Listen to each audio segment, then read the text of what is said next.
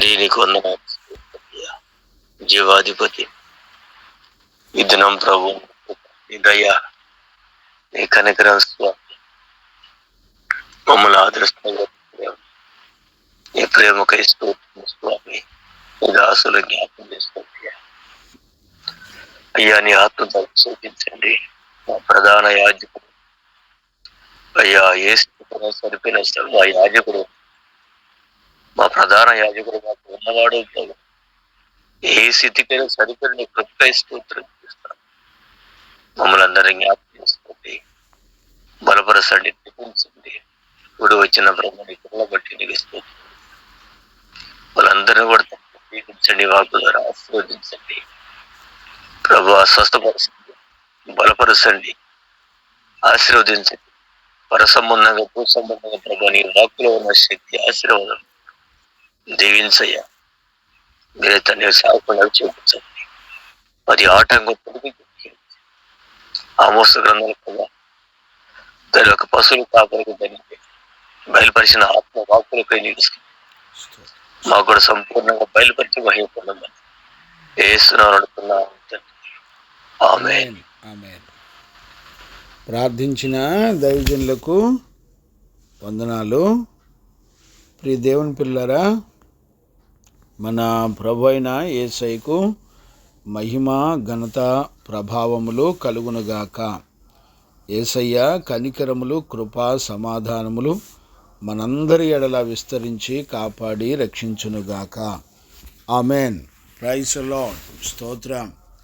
మంచిది. ప్రియ దేవుని పిల్లరా, మనందరం కూడా పరిశుద్ధుడైన దేవుని చేత మనందరం కూడా బోధించబడి నడిపించబడుతున్నాము. ఈ ఉదయకాలంలో కూడా ప్రభు యొక్క కృప, సమాధానములు మనందరికీ తోడయుండి నడిపించునుగాక. ఆమెన్. Praise the Lord. చూడనా, మనందరం కూడా పరిశుద్ధుడైన దేవుని చేత బోధించబడుతున్నాము. మనందరం ఆమోసు పుస్తకాన్ని ధ్యానం చేసుకుంటున్నాము. ఆమోసు పుస్తకంలో మరి ప్రభు యొక్క రాకడను గురించినటువంటి అనేక సంగతులు మనం చూడొచ్చు. రాకడలో ఏ ఏ పరిస్థితులు సంభవిస్తాయో మనం ఆమోసు పుస్తకంలో ఉన్నటువంటి విషయాలను మనం గమనించవచ్చు. కనుక ఈ ఉదయకాలంలో మనం 2వ అధ్యాయంలో 6వ వచనం నుండి 2వ అధ్యాయం 16వ వచనం వరకు ధ్యానం చేసుకోవడానికి ప్రభు యొక్క ఆత్మ మనందరికీ సహాయం చేసి నడిపించునుగాక. చెవిగలవారు విందురుగాక. దేవుని యొక్క ఆత్మ మనందరికీ మంచి బోధకుడిగా ఉండి బోధించునుగాక. ఆమెన్.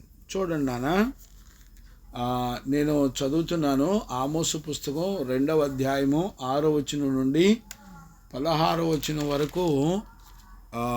మనం ఇశ్రాయేలు ప్రజల గురించి ఆమోసు ప్రవక్త మాట్లాడిన మాటలను మనం చదువుకోవచ్చు. ఈ ఆమోసు పుస్తకంలో ఇక్కడ 8వ దేశమైనటువంటి ఇశ్రాయేలు దేశమును గురించి జీవము గల దేవుడు తీర్పు తీర్చడాన్ని మనం చూస్తున్నాం. వాస్తవానికి 8 దేశాల యొక్క తీర్పులలో 7 దేశాలను గురించి మనం ఆల్రెడీ నేర్చుకుంటూ వచ్చాము. ఈ 7 దేశాల యొక్క తీర్పులన్నీ కూడా మనం వాక్య ధ్యానంలో చూసుకుంటూ నేర్చుకుంటూ వచ్చాం. ఈ రోజున 8వ దేశమైనటువంటి ఇశ్రాయేలు దేశమును గురించిన తీర్పును మనం చూడబోతున్నాం. వాస్తవానికి ఇశ్రాయేలు ప్రజలు ఈ తీర్పులను గురించి వినేటప్పుడు ఇశ్రాయేలు ప్రజలందరూ కూడా వాళ్ళు చాలా సంతోషించి ఉంటారు.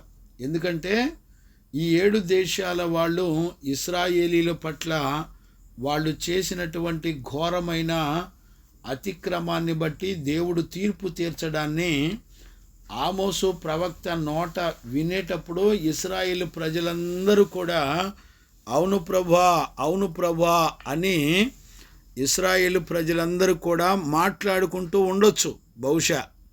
ఎందుకొరకు అనంటే, అవును ప్రభువా, వీళ్ళందరూ 7 దేశాల ప్రజలు మమ్ములను సర్వనాశనం చేశారు నాయనా. నీ వాక్కు ప్రత్యక్షమైంది, నీ వాక్కు ప్రత్యక్షపరచబడింది. నీ వాక్యం తీర్పు తీరుస్తున్నప్పుడు మాకెంతో సంతోషం అని ఇశ్రాయేలు ప్రజలు చాలా ఆనందపడి ఉంటారు. విషయం ఏంటో చెప్పనా? అసలు వాస్తవానికి ఆమోసును ప్రవక్తను దేవుడు లేపి పంపింది కారణం ఎవరో తెలిసిన ఇశ్రాయేలు ప్రజల కొరకే. వాస్తవానికి తీర్పు వాళ్ళ మీదకే వస్తుందన్న సంగతి వాళ్ళు గ్రహించలా.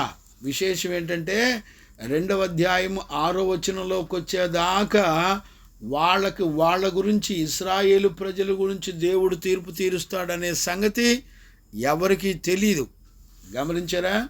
6వ వచనంలోకి వచ్చేపాటికి జీవము గల దేవుడు ఇశ్రాయేలు ప్రజలను తీర్పు తీర్చడం ప్రారంభించాడు. ఆయన ఎప్పుడైతే తీర్పు తీర్చడం ప్రారంభించారో ఇశ్రాయేలు ప్రజలంతా ఏమనుకొని ఉంటారు? మేమందరము దేవుని ప్రజలము, మమ్మల్ని దేవుడు ఐగుప్తు నుంచి ఎన్నో అద్భుతాలు చేసి సూచక్రియలు చేసి ఆయన ఎన్నో వాగ్దానాలు ఇచ్చి మమ్మల్ని నడిపించాడు. ఇక్కడి నుంచి ఆమోసు మమ్మల్ందరినీ దీవించడానికి, ఆశీర్వదించడానికి ఆయన నోరు తెరుస్తాడు అని అనుకున్నారు ఇశ్రాయేలు ప్రజలు. దేవుడు మమ్మల్ని ఆశీర్వదిస్తాడు, మమ్మల్ని వేధించిన శత్రు దేశాలన్నిటి గురించి దేవుడు ఖచ్చితంగా తీర్పు తీర్చాడు అని సంతోషపడ్డారు. కానీ విషయం ఏంటో చెప్పనా? ఇక్కడ ఆమోసు ధర్మశాస్త్రాన్ని ఎరిగి ఉన్న, దేవుని చేత వాగ్దానం చేయబడిన, దేవుని చేత రక్షించబడిన ఇశ్రాయేలు ప్రజల దేవుడునని చెప్పుకున్న ఆ జీవము గల దేవుడు మరి వారి గురించి, ఇశ్రాయేలు ప్రజలను గురించి దేవుడు తీర్పు తీర్చడాన్ని మనందరం కూడా చూస్తున్నాం. ఆశ్చర్యం కలిగింది. అదేంటి, మేము దేవుని ప్రజలం కదా, మాకెన్నో వాగ్దానాలు చేశాడు కదా, ఆయన కనికరం కలిగిన దేవుడు కదా, మమ్మల్ని విడిపించాడు కదా, మేము దేవుని పిల్లలం కాబట్టి మమ్మల్ని ఎన్నడూ కూడా దేవుడు తీర్పు తీర్చడు. ఆయన ఒకవేళ తీర్పు తీర్చినా ఏదో 1, 2, 3 మాటలు అంటాడు తప్ప ఆయన మా మీద జాలి కలిగిన దేవుడు, మేము ఇశ్రాయేలు ప్రజలము, మా దేవుడు సైన్యములకు అధిపతి యెహోవా అని చెప్పుకున్నారు. విశేషం ఏంటో చెప్పనా? ధర్మశాస్త్రం ఎరిగిన దేవుని ప్రజలే అంత్య దినాల్లో, ఆ రోజున 8వ శతాబ్దంలోనే ఇశ్రాయేలు ప్రజలు నడిపించిన చీకటి ఆత్మలు ఈ రోజున అంత్య దినాలలో ఉన్న మన బ్రతుకుల్లో కూడా సేమ్ అవే చీకటి ఆత్మలు పనిచేస్తున్నాయి. బిడ్లరా, చెవి గలవారు చాలా జాగ్రత్తగా వినాలి, గ్రహించగలగాలి. నిద్రలపోయే కాలాలు కాదు. ప్రభు ఎదుట నేను దైవజనుడిగా మిమ్మల్ని అందరినీ బతిమలాడుకుంటున్నాను. మీరు వాక్యం పెట్టుకొని నిద్రపోవడానికి నేను దేవుని యొక్క వాక్యాన్ని చెప్పట్లా. ప్రభు యొక్క రాకడ, మన పోకడ సమీపంగా ఉంది. సిద్ధపడవలసినటువంటి దినాలు ఇవి. దయచేసి ఎవరు నిద్రలో పోయి సరదాగా వినేటువంటి కాలాలు కానే కాదు. దయచేసి మరలా నేను మిమ్మల్ని అందరినీ కూడా బతిమలాడుకుంటున్నాను. నిద్రలో విడిచిపెట్టి దేవుని స్వరాన్ని వినేటువంటి కాలాలు సమీపించాయి. దయచేసి ఈ ఉదయకాలంలో దేవుని యొక్క స్వరాన్ని మనం వింటున్నాం. ఇశ్రాయేలు ప్రజలు ఇక ఆమోసు ప్రవక్త నోరు తెరవంగానే ఇక ఆశ్చర్యపోవడం ప్రారంభించారు. ఇశ్రాయేలు ప్రజలు ఆశ్చర్యంతో చూస్తున్నారు. ఇశ్రాయేలు ప్రజలు దేవుడు వాళ్ళ గురించిన తీర్పు ఎలా ప్రారంభించాడో తెలిసిన 3 భాగాలుగా ఆయన ప్రారంభించాడు. 2వ అధ్యాయము 6వ వచనం నుండి ఆయన 8వ వచనం వరకు ఇశ్రాయేలీలు చేసినటువంటి పాపాన్ని గురించి మాట్లాడుతూ వచ్చాడు. 9వ వచనం నుంచి 12వ వచనం వరకు ఇశ్రాయేలీల పట్ల దేవాది దేవుడు చూపించినటువంటి ఆయన కృపను గురించి మాట్లాడాడు. 2వ అధ్యాయం 13వ వచనం నుండి 16వ వచనం వరకు ఇశ్రాయేలు ప్రజల దేవుని యొక్క తీర్పు ప్రకటించాడు. 1 సిన్నుని గురించి చెప్పాడు, 2 గ్రేస్ గురించి చెప్పాడు, 3 పనిష్మెంట్ గురించి మాట్లాడుతూ వచ్చాడు. 2వ అధ్యాయంలో 6వ వచనం నుండి ప్రారంభించి 16 వచనాల వరకు దేవుడు వాళ్ళు చేసిన సిన్నుని గురించి చెప్పాడు. వాళ్ళకు అనుగ్రహించబడిన గ్రేస్ కృపను గురించి మాట్లాడుతూ వచ్చాడు. తర్వాత మరి 13 నుంచి 16 వరకు మరి వాళ్ళని తీర్పు తీరుస్తూ వచ్చినట్లుగా మనం దేవుని యొక్క వాక్యంలో చూడొచ్చు. గమనిస్తున్నారా నాన్న? చెవిగలవారు విందురుగాక.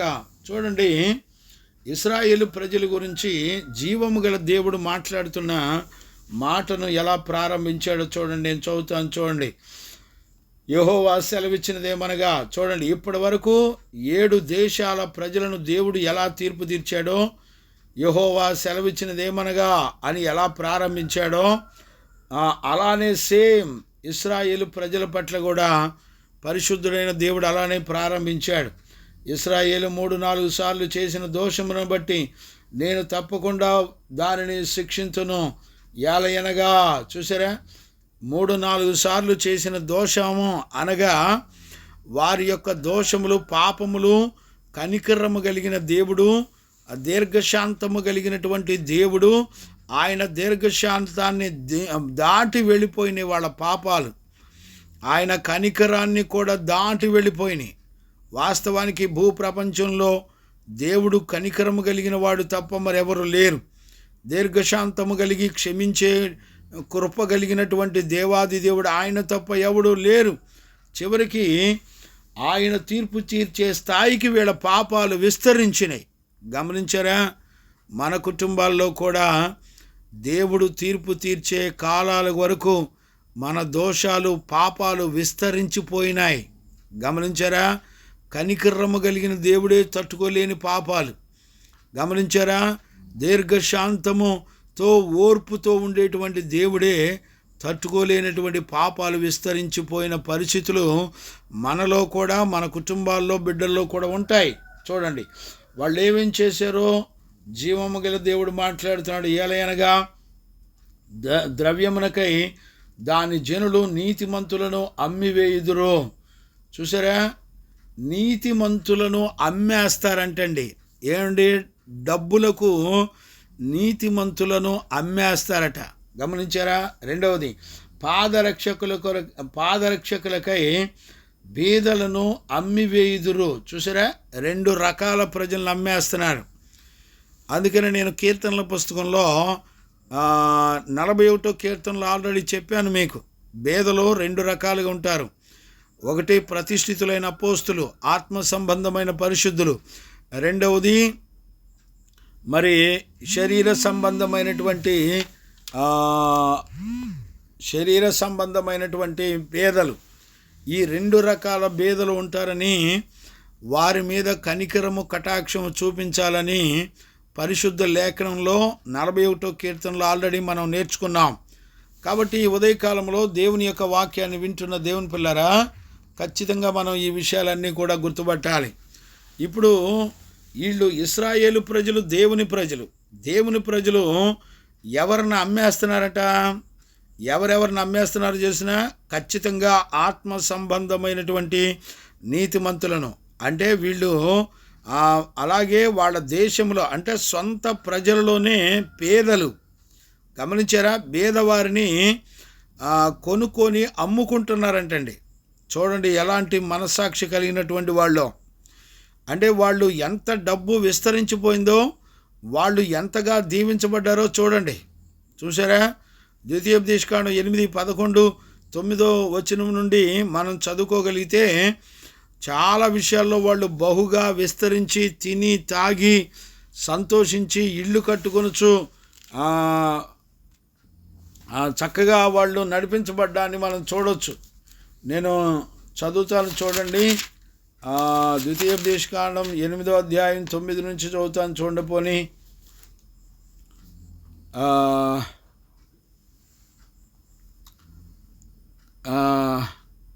కరువు అనుకొనకుండా నీవు ఆహారము తిను దేశము, అందులో నీకు ఏ లోపము ఉండదు.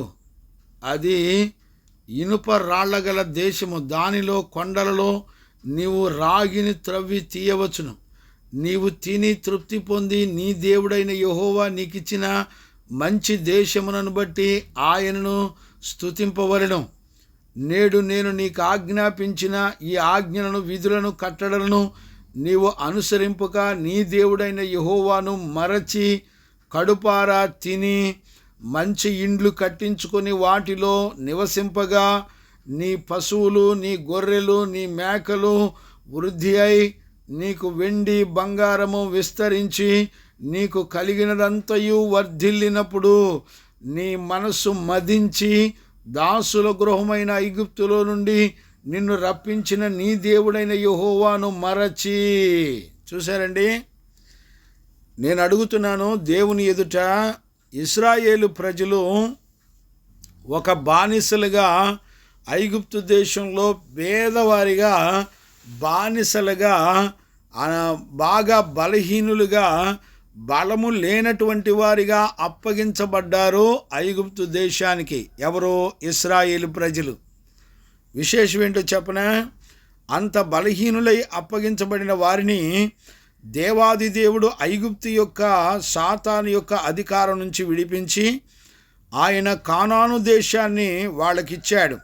ఇప్పుడు కానాను దేశంలో ఎలాగుందో తెలిసిన, రాళ్ళు గల దేశం అంట, ఇనప రాళ్ళు ఉంటాయంట, రాగి ఇత్తడి ఉంటాయట, ఇనుము ఉంటుందట. గమనించారా? వాళ్ళు తోటలు కలిగిన ప్రదేశాల్లోకి వెళ్ళారట. వాళ్ళు ఇళ్ళు వాకిళ్ళు కట్టుకుంటూ, చూడండి, ఇశ్రాయేలు ప్రజలు ఆ రోజుల్లో వాళ్ళు నివాసం ఉంటున్నటువంటి భూములు ఎన్నడూ కూడా కొనుక్కున్న భూములు కాదు, కొనుక్కున్న ఇళ్ళు కాదు. గమనించారా? వాళ్ళకి డబ్బు లేదు, పేదవాళ్ళు. కానీ మన ప్రభు అయిన యేసయ్య వారిని విడిపించి వాళ్ళకి ఉచితంగా ఆ ప్రదేశంలో ఉన్నటువంటి మరి ఆ ప్రదేశంలో ఉన్నటువంటి వేరే రాజులను వాళ్ళందరినీ కూడా వెళ్ళగొట్టి దేవుడు యుద్ధం చేసి ఆ దేశాన్ని, ఆ ఇళ్ళని, ఆ వాకిళ్ళని, ఆ స్థలాలను, ఆ పొలాలను, వాళ్ళ పిల్లలను, వాళ్ళ గొడ్డు గోదను, వెండి బంగారాలను, వాళ్ళకి అన్నిటినీ కూడా సమృద్ధిగా ఇచ్చింది ఎవరు? జీవము గల దేవుడు. ఈ రోజున ఇశ్రాయేలు ప్రజల దగ్గర ఉన్న ప్రతి సొమ్ము దేవుడు ఉచితంగా అనుగ్రహించిందే. బిడ్లారా, ఈ రోజును కూడా మనకు అనుగ్రహించబడిన ఆస్తులు కానివ్వండి, పొలాలు కానివ్వండి, ఇళ్ళు కానివ్వండి, ఉద్యోగాలు కానివ్వండి, వెండి బంగారాలు కానివ్వండి, క్యాష్ బ్యాలెన్స్లు కానివ్వండి, బ్యాంకులు డబ్బులు కానివ్వండి, అన్నీ కూడా దేవుడు తన దయచేత ఉచితంగా తన ప్రజలకు అనుగ్రహించాడు. చెవిగలవారు విందురుగాక. గమనించారా? వీళ్ళు డబ్బులు విస్తరించిన తర్వాత వీళ్ళు ఏం చేస్తున్నారో తెలిసిన? ఎవరండి వీళ్ళు? దేవుని ప్రజలు. ఎవరండి వీళ్ళు? దేవుని చేత విమోచించబడిన ప్రజలు. ఎవరండి వీళ్ళు?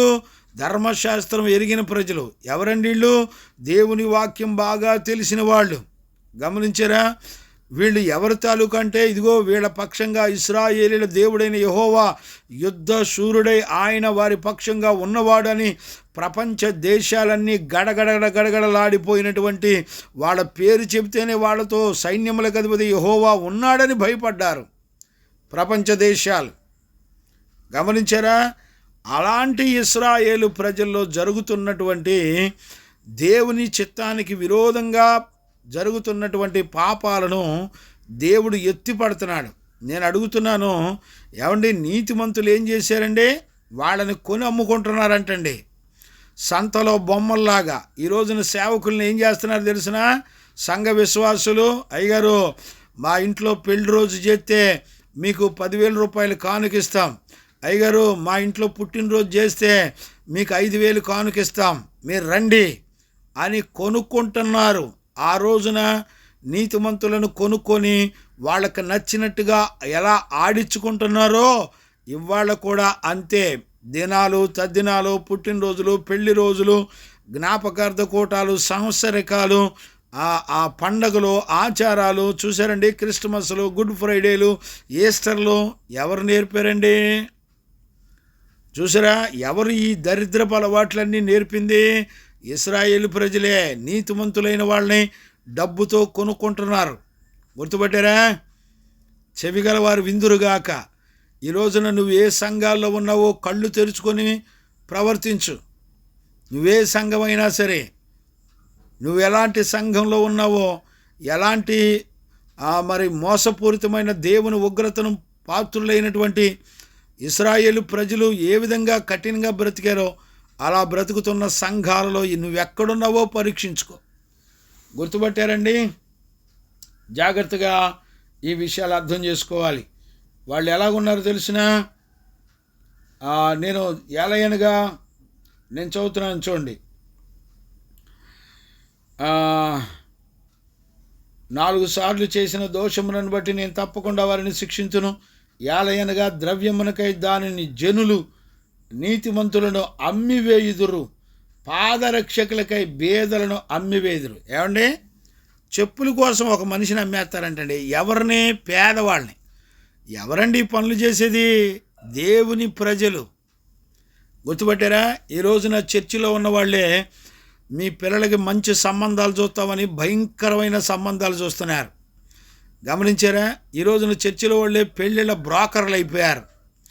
ఈ రోజున సేవకులే పెళ్ళిళ్ళలో కట్నాల్లో దశంభాగాలు తీసుకునే వాళ్ళు అయిపోయారు. ఏమండి, చూస్తున్నారా? ఇవన్నీ మీకు పచ్చిగా తెలిసిన నిజాలేనండి. కళ్ళ ముందల 8వ శతాబ్దంలో ఇశ్రాయేలు ప్రజలను మోసపరిచిన వెలుగుదూత ఆత్మ ఈ రోజున నేటి దినాల్లో ప్రభు యొక్క రాకడ దినాల్లో సంఘాలను మోసపరుస్తున్న ఆత్మ. గుర్తుపట్టండి. ఎవరు గుర్తుపడతారు చెప్పండి? ఇవి ఎక్కడ ఎలాంటి సంఘాలకు వెళ్ళి కూర్చొని చక్కగా వాక్యాలని మీ తలల మీద చేతులు వేయించుకొని ప్రార్థన చేయించుకుంటున్నారో పరీక్షించుకోండి. దేవుని ఆత్మ మిమ్మల్ని గద్దించునుగాక. గమనిస్తున్నారా? చూడండి, దరిద్రుల పాదరక్షకులకై పేదలను అమ్మేసి, అంటే పేదలను ఎంత చీపుగా చూస్తున్నారు చూడండి. కాళ్ళకు వేసుకునే చెప్పులు విలువ కూడా పేదలకు ఇవ్వటంలా. ఎవరిళ్ళు? ఇశ్రాయేలు ప్రజలు. గుర్తుపట్టారా? చూడండి 7వ వచనం, దరిద్రుల నోట మన్ను వేయుటకు బహుగా ఆశపడుదురు. చూసారండి? దరిద్రుల నోట మన్ను వేస్తారంటే అర్థం ఏంటి? ఒక మనిషి చనిపోయినప్పుడే వాళ్ళ నోట్లో మన్ను ఉంటుంది. గమనించారా? అంటే పేదలను చంపేస్తున్నారు. ఎవరండి వీళ్ళు? పేదలు ఎవరు? ఇశ్రాయేలు ప్రజలు దేశంలో వాళ్ళ సొంత సహోదరులేనండి. వీళ్ళంతా పేదలు ఎవరు? నీతిమంతులు ఎవరు? సొంత సహోదరులే. వాళ్ళ ప్రజల్లోనే ప్రవక్తలను దేవుడు కన్నాడు. ఇక్కడ చూడండి, మీకు అర్థం అవటానికి ఇక్కడే ఆమోసు పుస్తకం 2వ అధ్యాయం 11వ వచనం చదువుతున్నాను చూడండి. మరియు మీ కుమారుల్లో కొందరిని ప్రవక్తలుగాను మీ యవ్వనుల్లో కొందరిని నాజీరులుగాను నియమించి తిని. ఇశ్రాయేలులారా, ఈ మాటలు నిజమైనవి కావా? ఇదే యెహోవా వాక్కు. చూసారా? ఇశ్రాయేలు ప్రజల్లోనే ప్రవక్తలను దేవుడు ఉంచాడు. ప్రవక్తలను వాళ్ళ పిల్లల్లో నుంచే ప్రవక్తలను కన్నాడు దేవుడు. వాళ్ళ పిల్లల్లో నుంచే నాజీరు చేయబడిన వాళ్ళని దేవుడు కన్నాడు. ఎందుకు చెప్పండి? కుటుంబాల్లో నాజీరు చేయబడిన వాళ్ళని దేవుడు ఎందుకు అన్నాడు? నాజీరు అంటే వాళ్ళు లోకానికి పాపానికి పనికి రాకుండా దేవునికి మాత్రమే అప్పగించుకునేటువంటి జీవితం. గమనించారా? అతి శ్రేష్టమైన పరిశుద్ధుల గుంపు నాజీరు చేయబడినటువంటి వాళ్ళు. ప్రవక్తలంటే ఎవరు? ఎవరైతే వాక్యానికి లోబడకుండా కఠినంగా బ్రతుకుతున్నారో వాళ్ళందరినీ హెచ్చరించడానికి ప్రవక్తలను కన్నాడు దేవుడు. చూసారా? వారి కుటుంబంలోనే నీతిమంతులను కన్నాడు, ప్రవక్తలను కన్నాడు, నాజీరు చేయబడిన వాళ్ళని కన్నాడు దేవుడు. కానీ ఇశ్రాయేలు ప్రజలు మాకు నీతిమంతులు మాకేం చెప్పక్కర్లేదు, ప్రవక్తలు మాకేం చెప్పక్కర్లేదు, మాకు నచ్చినట్టు మేము చేస్తాం, వాక్యంలో ఎన్ని విషయాలున్నా అవన్నీ మేమేం లెక్క చెయ్యం, మా ఇష్టం మా జీవితం, ఇదిగో మాకు వెండి ఉంది, బంగారం ఉంది, ఆస్తులు ఉన్నాయి, గొడ్డులు ఉన్నాయి, గోదలు ఉన్నాయి, బిల్డింగులు ఉన్నాయి, పొలాలు ఉన్నాయి, ఇవన్నీ కూడా దేవుడే ఉచితంగా ఇచ్చాడండి వీళ్ళందరికీ. చూసారా? వాళ్ళ గర్వానికి కారణం ఏంటో తెలిసిన? వాళ్ళకు కలిగిన ఆస్తులు. ఏమండి, విడిపించిన దేవుడు ఏమైపోయాడో వీళ్ళకి తెలీదు. వీళ్ళు చూడండి ఎంత మదించి గర్వించి వాళ్ళలో ఉన్నటువంటి సొంత సహోదరులనే. చూసారా? వీళ్ళు ఇతర దేశస్తులను హింసించలా, ఇతర దేశస్తులను అమ్మివేయలా, కొనలా. కానీ వీళ్ళు చేసింది ఎవరినో తెలిసిన సొంత ప్రజలనే. గమనించారా? ఈ రోజున సేవకులు కూడా మరి రకరకాల లోన్లు ఉన్నాయి, వడ్డీలు ఉన్నాయని దైవజనులే వడ్డీలు వాళ్ళ దగ్గరికి నడిపించే వాళ్ళు ఉన్నారు. గమనించారా? చాలా రకరకాల ఆశల వైపు నడిపించేటువంటి సేవకులు లేకపోలేదు. ఈ రోజున బ్యాంకుల్లో అప్పులు తీసుకొని మందిరాలు కట్టుకునే సేవకులు లేకపోలేదు. ఏమండి, ఎక్కడైనా మందిరం కట్టాలంటే కష్టపడి విశ్వాసులను కని వాళ్ళు ఇచ్చిన గొర్రెలు ఇచ్చిన ఆ పాలతోనే మరి మందిరాన్ని పరిచర్యలను కట్టాలి. గమనించారా? ఈ రోజున ఆత్మలకు పరిశుద్ధతను నేర్పుతున్నారా లేదా అనే దాని గురించి బాధ కంటే పెద్ద పెద్ద మందిరాలు కడుతున్నామా లేదా అని బాధపడేవాళ్ళు ఎక్కువైపోయారు. గమనించారా? ప్రజల్లో దేవుడు అనుగ్రహించిన బిడ్డల్లో పాపాన్ని చంపే పరిశుద్ధతను నేర్పేవాళ్ళు లేరు. మరి వీళ్ళకి ఏం కావాలి? పెద్ద పెద్ద మందిరాలు కావాలి. అంటే పూరిపాకలు వద్దండి, వద్దు. పూరిపాకల్లో నుంచి పెద్ద పెద్ద స్లాబులు కలిగిన మందిరాలు కట్టుకోవాలి. ఎక్కడిది దురాశ? ఏమండి, నలుగురు బిడ్డలు కూడుకునే చిన్న స్థలం ఉంటే చాలదా? ఎండకి వర్షానికి కొంచెం చిన్న పాకు ఉంటే చాలదండి మనం భక్తి చేయడానికి? బిల్డింగులు కావాలి ఏమండి, గ్రానైట్ రాళ్ళు కావాలి ఏమండి, మరి డిస్కో లైట్లు కావాలి ఏమండి, యాజకుడికి మరి వస్త్రాలు, టక్కులు, టైలు, మరి అసలు కోట్లు లేనిదే వాక్యం చెప్పేవాళ్ళు లేరు, మేకప్పులు లేనిదే వాక్యం చెప్పేవాళ్ళు లేరు, పిల్లి గడ్డాలు లేనిదే వాక్యం చెప్పేవాళ్ళు లేరు. మరి వీళ్ళు ఎక్కడి నుంచి ట్రైనింగ్ అయ్యి వచ్చారు? ఈ మంద ఏమండి, మమ్మల్ని దేవుడు ఎలా దీవించే చూడు అని వస్త్రాల్లో చూపించేవాళ్ళు ఉన్నారు, కారుల్లో చూపించేవాళ్ళు ఉన్నారు, గ్రానైట్ తలుపుల్లో చూపించేవాళ్ళు ఉన్నారు, బిల్డింగుల్లో చూపించేవాళ్ళు ఉన్నారు. వీళ్ళకి దేవుడు ఏం నేర్పాడో నాకు తెలియదండి. దేవునికే తెలియాలా? మీకే తెలియాలి. వాక్యం వింటున్న మీకు తెలియాలి, జీవము గల దేవునికే తెలియాలి ఈ సంగతులన్నీ. గమనించారా? కాబట్టి నాజీరులను దేవుడు ఎందుకు ఉంచాడు ఇశ్రాయేలు ప్రజల్లో? వాళ్ళను దీవించడానికి. నాజీరులంటే వాళ్ళు పరిశుద్ధ జీవితం చేస్తూ లోకం నుండి వేరే ప్రత్యేకంగా బ్రతికేటువంటి పరిశుద్ధులు వాళ్ళు నాజీరులు. గమనించారా? ప్రవక్తలు అంటే ఎవరు? వీళ్ళు ఎక్కడ పాపం చేస్తున్నారో అక్కడ ఖండించి బుద్ధి చెప్పి సరిచేయడానికి ప్రవక్తలను దేవుడు కన్నాడు వాళ్ళ మధ్యలోనే. అంటే ఇంతమంది ఉండగా, ధర్మశాస్త్రం ఉండగా, నాజీరు చేయబడిన పరిశుద్ధులు ఉండగా, ప్రవక్తలు ఉండగా వీళ్ళు ఏం చేస్తున్నారు చూసారా? దరిద్రుల నోట మన్ను వేస్తున్నారట. గమనించారా? దరిద్రులను నోటిలో మన్ను వేయుటకు బహు ఆశపడుదురు. చూడండి వీళ్ళ ఆశ చూడండి.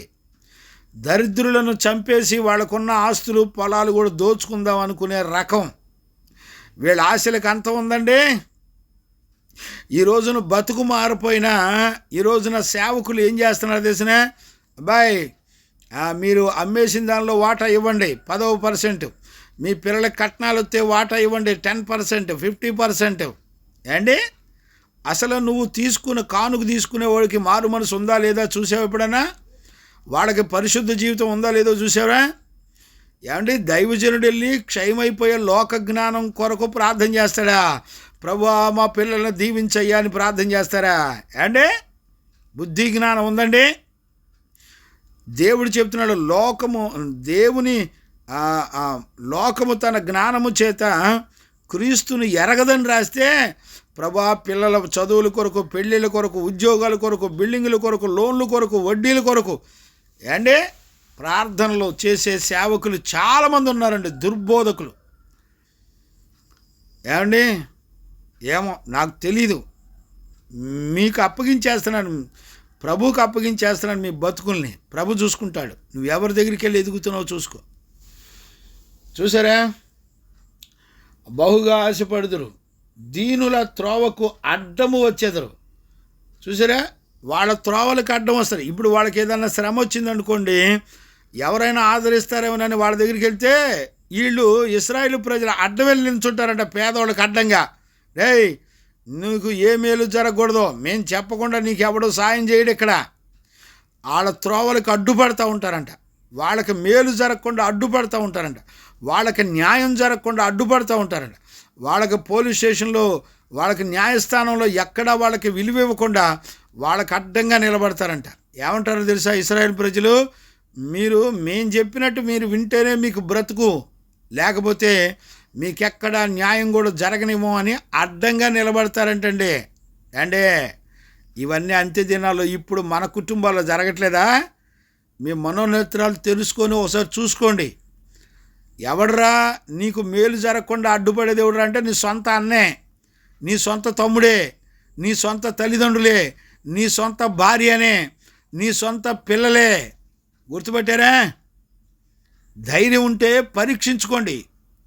ఆ రోజున ఎలాంటి వాళ్ళను దేవుడు తీర్పు తీర్చాడు, ఈ రోజున ఎలాంటి క్యారెక్టర్స్ కలిగిన మన బ్రతుకులను దేవుడు తీర్పు తీర్చడా అండి?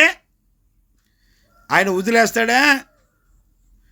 ఇశ్రాయేలు ప్రజలకు దిమ్మ తిరిగిపోతుంది. ఒక్కొక్కటి తన ప్రవక్త అయిన ఆమోసు ద్వారా జీవము గల దేవుడు మాట్లాడడం మొదలు పెడుతున్నప్పుడు వాళ్ళు గడగడ వణికిపోతున్నారు. ఒక తండ్రిగా, దైవజనుడిగా నేను మిమ్మల్ని అందరినీ బతిమలాడుకుంటున్నాను, జాగ్రత్తగా అర్థం చేసుకోండి. ఇవన్నీ జరిగేది ఎక్కడా? ఇశ్రాయేలు ప్రజల మధ్యలో. ఈ తీర్పులన్నీ జరిగేది ఎక్కడా? జీవము గల దేవుని సన్నిధిలో. గమనించారా? మనందరికీ తెలుసుగా. నేను ఆల్రెడీ గత కాలంలో చదివించాను, మరలా నేను జ్ఞాపకం చేస్తాను. చూడండి, మత్తయి సువార్త 18వ అధ్యాయంలో 23వ వచనం నుండి నేను చదువుతాను. చూడండి, చెవి గలవారు విందురుగాక. చూడండి, కావున పరలోక రాజ్యము తన దాసుల యొద్ద లెక్క చూచుకొన గోరిన ఒక రాజును పోలి ఉంది. చూసారా? పరలోక రాజ్యం అంట లెక్క చూసుకునేటువంటి ఒక రాజును పోలుంది. మరలా చెప్తున్నాను, గుర్తుపట్టండి. ఒక రాజు లెక్క చూసుకునేవారిని, పరలోక రాజ్యం ఎట్టుందంటే ఒక రాజు వచ్చి లెక్క చూసుకునేవాడిని పోలుందంట. ఇప్పుడు ఏం జరుగుతుందో అక్కడ చదువుతాను చూడండి. అతడు లెక్క చూసుకొని మొదలుపెట్టినప్పుడు అతనికి 10,000 తలాంతులు అచ్చి ఉన్న ఒకడు అతని యొద్దకు తేబడిను. అప్పు తీర్చుటకు వాని యొద్ద ఏమీ లేనందున వాని యజమానుడు వాని భార్యను, వాని పిల్లలను, వానికి కలిగిన యావత్తును అమ్మి అప్పు తీర్చవలనని ఆజ్ఞాపించెను. కాబట్టి ఆ దాసుడు అతని ఎదుట సాగిలపడి మొక్కి, నా ఎడల ఓర్చుకొనుము, నీకు అంతయు చెల్లించెదనని చెప్పగా ఆ దాసుని యజమానుడు కనికరపడి వారిని విడిచిపెట్టి వాని అప్పును క్షమించెను. చూసారా? ఇదంతా ఎవరో తెలిసినా ఇశ్రాయేలు ప్రజలు. ఇశ్రాయేలు ప్రజలను ఐగుప్తులో ఉండంగా దేవుడు క్షమించి వాళ్ళకి ఇళ్ళు ఇచ్చాడు, వాకిళ్ళు ఇచ్చాడు, అరణ్యంలో ఆహారం పెట్టాడు, అగ్ని స్తంభమై మేఘస్తంభమై ఆరిన్యాల మీద నడిపించి బండలో నుంచి నీళ్ళిచ్చి వాళ్ళ వస్త్రాలు మాయలేదు, చెప్పులు అరగలేదు, వాళ్ళందరినీ పోషించాడు. గుర్తుపట్టారండి? ఉచితంగా కానాను దేశంలో వాళ్ళకి ఉచితంగా ఇళ్ళు ఇచ్చాడు, స్థలాలు ఇచ్చాడు, తోటలు ఇచ్చాడు, వెండి ఇచ్చాడు, బంగారం ఇచ్చాడు, ఆస్తిపాస్తులను ఇచ్చాడు. తనకున్నటువంటి అప్పులు, బానిసత్వాన్ని అన్నిటి నుండి విడిపించాడు దేవుడు. ఈడు విడిపించబడి మరి 10,000 తలాంతులు అంటే ఇక్కడ ఒక్కొక్క తలాంతు 3,600, అంటే 3,60,00,000. 3,60,00,000 బాకీలని తన భార్య పిల్లల్ని మొత్తాన్ని అమ్మేసినా కూడా కట్టలేడని యజమానుడైనటువంటి వాడు తన దాసుని క్షమించాడు. క్షమించింది ఎవరినో తెలిసినా? ఇశ్రాయేలు ప్రజల్ని. వీళ్ళేం చేస్తున్నారో తెలిసినా? వాళ్ళు డబ్బులు పెట్టి నీతివంతులను కొనుక్కొని అమ్ముకుంటున్నారు, పేదవాళ్ళని దోచుకుంటున్నారు. వాళ్ళు బతుకుండగానే వాళ్ళని చంపి వాళ్ళ నోట్లో మన్నేసి వాళ్ళు బతుకుతున్నారు. చూశారండి?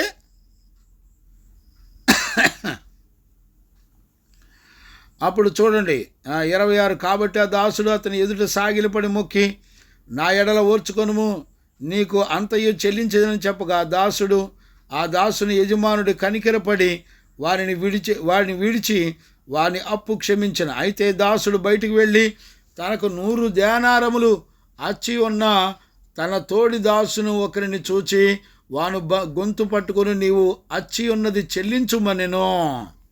అంటే 50 రూపాయలు అప్పున్న వాడిని నువ్వు చెల్లించమని ఆడి పీక పట్టుకున్నాడంట. ఇప్పుడు ఇశ్రాయేలీయులు పనిచేస్తున్నది ఈ చీకటే. ఈ రోజున దేవుని ప్రజల్లో ప్రభు రాకడ దినాల్లో పనిచేస్తున్నది వీళ్ళే. ఇదే ఎవరికైనా అప్పిచ్చారనుకోండి, క్రైస్తవులు వెళ్ళి వాడు అప్పు తీర్చగలిగిన స్థితిలో ఉన్నా వీడికి నచ్చినప్పుడు డబ్బులు ఇచ్చేయాల. అంటే ఆడి పీక పట్టుకొని నువ్వు డబ్బులు ఇస్తావా సత్తావా అని చెప్పి వాడిని చిత్రవద చేసేటువంటి పరిస్థితులు చూశారండి. అందుకు వాని తోడిదాసులు సాగిలపడి వాని ఎడల ఓర్చుకొనుము, నీకు చెల్లించదనని వానిని వేడుకొనిను గాని వాడు ఒప్పుకొనక అచ్చియున్నది చెల్లించు వరకు వారిని చెరసాలలో వేయించెను. కాగా తోడిదాసులు జరిగిన చూచి మిక్కిలి దుఃఖపడి వచ్చి జరిగినదంతయు తన యజమానునికి వివరంగా తెలిపిరి. అప్పుడు వాని యజమానుడు వారిని పిలిపించి, చెడ్డదాసుడా, నీవు నన్ను వేడుకొంటివి కనుక నేను నీ అప్పంతయు క్షమించితిని. నేను నిన్ను కరుణించిన ప్రకారముగా నీవును నీ తోడి వారిని కరుణించవలసి ఉండెను కదా అని వానితో చెప్పను. అందుచేత వాని యజమానుడు కోపపడి అతను అచ్చి ఉన్నదంతయు చెల్లించు వరకు బాధపరచువానికి వారిని అప్పగించను. మీలో ప్రతివాడును తన సహోదరుని హృదయపూర్వకంగా క్షమించిన ఎడల నా పరలోకపు తండ్రి ఆ ప్రకారమే మీ ఎడల క్షమించును. ఏమండి, ఇవాళ రోజున ఒకళ్ళకొకళ్ళు శత్రువులు ఎవరో తెలిసిన ప్రార్థనకి వెళ్ళే బ్యాచీలే. గమనించారా? ప్రార్థనకి వెళ్ళే కుటుంబంలోనే ఒక్కింటిలోనే ఒకళ్ళనొకళ్ళు కొట్టుకోవడం, తిట్టుకోవడం, దూషించుకోవడం. ఏమండి, ఏం చెబుతావు చెప్పండి? ఇలాంటివి కాదా? ఇలాంటి పరిస్థితులు ఈ రోజుల్లో మన జీవితాల్లో కనపడతలేదండి. గమనించారా? అందుకనే ఇశ్రాయేలు ప్రజలకు సమస్తాన్ని ఇచ్చింది దేవుడే. గమనిస్తున్నాడు నాన్న. కాబట్టి ఈ ఉదయ కాలంలో వాక్యం వింటున్న దేవుని పిల్లరా, ఈ రోజున ఇశ్రాయేలు ప్రజలు దేవుని చేతిలో క్షమించబడిన వాళ్ళై, వాళ్ళు ఒకప్పుడు బలహీనులై ఐగుప్తు దేశంలో భయంకరమైన పరిస్థితిలో ఉన్నారు. అలాంటి వాళ్ళని దేవుడు తీసుకొచ్చి వాళ్ళకి విలువిచ్చి, వాళ్ళకు వాగ్దానాలు ఇచ్చి, వాళ్ళని ఆశీర్వదించి, వాళ్ళకు మేలు చేసి, ఇళ్ళిచ్చి, వాకిళ్ళిచ్చి, పిల్లల్నిచ్చి, తోటలనిచ్చి, వెండినిచ్చి, బంగారం ఇచ్చి, గేదెలను, పశువులను, పాడి పంటలను అన్నిటినీ సమృద్ధిగా అనుగ్రహించాడు. కానీ వీళ్ళు ఏం చేస్తున్నారు చూశారుగా? గమనిస్తున్నారా? దేవునికి మహిమ కలుగునుగాక. Praise the Lord. చూడండి, 8వ వచనం చదువుతున్నాను చూడండి. తాకట్టుగా ఉంచబడిన బట్టను అప్పగింపక వాటిని పరుచుకొని బలిపీఠములన్నిటి యొద్ద పండుకొందురు. జుల్మానా సొమ్ముతో కొనిన ద్రాక్ష రసమును తమ దేవుని మందిరములోనే పానము చేదురు. ఏండే, వింటున్నారా? మీకు వినపడుతుందో లేదో నాకు తెలీదు. ఈ రోజున ఇశ్రాయేలు ప్రజలు ఎలాగున్నారో తెలుసండి? వాళ్ళు తాకట్టు కొరకు ఎవరి దగ్గరైనా వస్తువులు తీసుకుంటే, ఇప్పుడు చూడండి, బిందె పెట్టుకున్నాడు అనుకోండి, ఆడు మంచినీళ్ళు తాగడానికి ఇంట్లో బిందె ఉండదు. వాడి దుప్పట్లో వస్తువులు తాకట్టు పెట్టుకుంటే వాడి సాయంత్రం అయ్యేపాటికి చలి కాసుకోవడానికి వాడికి మిగిలిందా ఒక్కటి దుప్పటే. ఆ దుప్పటి కూడా తీసుకొని లాక్కుంటారంటండి. వడ్డీకి ఇచ్చి మళ్ళీ వడ్డీ కట్టే వరకు వాళ్ళ వస్తువులు వాళ్ళకి ఇవ్వరంటండి. జీవం గల దేవుడు ఏమన్నాడు తెలిసిన? ఇశ్రాయేలు ప్రజలారా, ద్వితీయోపదేశకాండం సంఖ్యాకాండంలో రాసి ఉంటాయండి. మీరు విడిపించబడి రక్షించబడి, నిర్గమాకాండంలో రాసి ఉంటాయి. మీరు విడిపించబడి రక్షించబడి వచ్చిన తర్వాత మీలో పేదవారిని మీరు వడ్డీకి కానీ దేనికి తీసుకోనకుండా ఏ వస్తువు అయినా తాకట్టు పెట్టుకొని తీసుకుంటే సాయంత్రం కల్లా పేదవారైతే వారి మీద కనికరపడి వాళ్ళ వస్తువులు వాళ్ళకి ఇచ్చేయండి అని రాశాడండి దేవుడు ముందుగానే. జుల్మానా సొమ్ముతో అంటే అర్థం ఏంటి? వీళ్ళు అక్రమ సంపాదన, అక్రమ ట్యాక్సులు. లేకపోతే వాళ్ళు ఈ రోజున చూడండి, ఓట్లు దగ్గరికి వస్తున్నాయి కదా ఏమండి, గవర్నమెంటే చెప్తుందిగా ఓటుకు డబ్బులు తీసుకుంటే శిక్షార్హులు అని చెప్తుందిగా. ఏమండి, లోకమే సాతాను చేతిలో ఉన్న లోకంలోనే ఓటుకు డబ్బులు తీసుకుంటే శిక్ష వస్తుందని దేవుడు చెబుతుంటే, ఏమండి, దేవుని యొక్క చట్టం నీది కాని దాన్ని ఎవరి దగ్గర ఆశపడొద్దని దేవుడు చెప్తుంటే, ఏమండి ఓటుకు డబ్బులు ఎత్తున్నారని కొంతమంది అయితే నమ్మకస్తులంట. చూడండి, ఒక పార్టీ దగ్గరే డబ్బులు తీసుకుని ఒక పార్టీకే ఓట్లు వేస్తారంట. మరి వీళ్ళ నమ్మకత్వం చూడండి ఎంత గొప్పదో. ఏమి లేదండి, ఏ డబ్బు ఎక్కడ ఉండునో వీళ్ళ మనసు అక్కడ ఉంటుంది. వీళ్ళకి దేవుని కంటే, పరిశుద్ధత కంటే, నీతి కంటే, ధర్మశాస్త్రంలో దేవుడు రాసిన వాక్యం కంటే వీళ్ళకి కావాల్సింది ఏంటంటే వీళ్ళకి ఆస్తులు కావాలి. వీళ్ళకి తృప్తి లేదండి. ఇశ్రాయేలు ప్రజలకు తృప్తి లేదు. వాళ్ళు కష్టపడి ఇళ్ళు కట్టించుకున్నాయి కావండి అవన్నీ ఎవడో కడితే వాళ్ళ ఇచ్చాడు దేవుడు వీళ్ళకి. ఏమంటే వెండి బంగారాలు వీళ్ళకి ఇచ్చాడు దేవుడు, పొలాలు తోటలు వీళ్ళకి ఇచ్చాడు దేవుడు. ఏమండి ఏం చెబుతాం చెప్పండి? ఈ రోజున అక్రమ సొమ్ముకు ఆశపడి భయంకరమండి, జుల్మాన సొమ్ముతో ద్రాక్షారసమును తమ దేవుని మందిరములోనే పానము చేయుదురో, నీవే దేవుని ఆలయం, దేవుని మందిరము నీవే అని దేవుడు చెబుతుంటే వీళ్ళు పోయి శుభ్రంగా డబ్బులు తెచ్చుకొని శుభ్రంగా తాగటం తినటం. కొన్ని ప్రాంతాల్లో అయితే, తెలంగాణలో అయితే ఏంటి ఎలక్షన్లకి కోడి మాంసం కూడా 5 కేజీలు 10 కేజీలు ఇస్తున్నారంటండి. అర్థమైందండి? మటన్ అయితే 2 కేజీలు, చికెన్ అయితే 5 కేజీలు. చూసారా? ఓట్లకు డబ్బులు బదులు మటన్లు చికెన్లు కూడా ఇస్తున్నారంట. చూసారా? నేను గత రాత్రి ఒక దైవజనుడు చెప్తుంటే విన్నాను. ఒక్కొక్క పాస్టర్కి 10,000 ఇస్తున్నారంట, ఒక్కొక్క సేవకుడికి 10,000, ఒక్కొక్క సేవకుడికి 20,000. అండి సంఘం పెద్దదైతే 50,000, సంఘం పెద్దదైతే 1,00,000 రూపాయలు. ఎందుకు? వాళ్ళందరి చేత మాకు ఓట్లు వేయించండి. ఏమండి ఈ లోక చట్టమే ఓటుకు డబ్బులు తీసుకుంటే నేరం అని చెప్పి మరి చెప్తుంటే, చట్టం ఈ లోక చట్టమే శిక్షావిధికి కారణం అవుతారు అని వార్నింగ్ ఇస్తుంటే, ఈ రోజున డబ్బులు తీసుకోకుండా ఓట్లు వేసేవాళ్ళు ఎవరున్నారు చెప్పండి? ఏండి అదేనంటే ఇంట్లో పెద్దోళ్ళు, అబ్బాయి కొడుకులారా మీరు తీసుకోపోయినా పర్లేదు మేము తీసుకుంటాం. తల్లిదండ్రుల దోషములు వాళ్ళ పిల్లల ఒడిలో దేవుడే పోస్తాడు, తప్పించుకోవడానికి వీల్లేదు. ఏ ఒక్కడు కూడా అక్రమ సొమ్ము తీసుకొని మరి దేవుని యొక్క ఉగ్రతకు పాత్రులైపోవడానికి ఇష్టపడ్డారు. ఆ రోజున మరి జుల్మానా సొమ్ముతో ద్రాక్షారసాన్ని కొని మందిరంలో తాగే జనాంగం ఉన్నారు. వీళ్ళంతా ఎవరు? ధర్మశాస్త్రం ఎరిగినటువంటి దేవుని ప్రజలు. ఈ రోజున గుర్తుపట్టగలిగిన వాళ్ళు ఉన్నారండి, గమనించగలిగిన వాళ్ళు ఉన్నారా?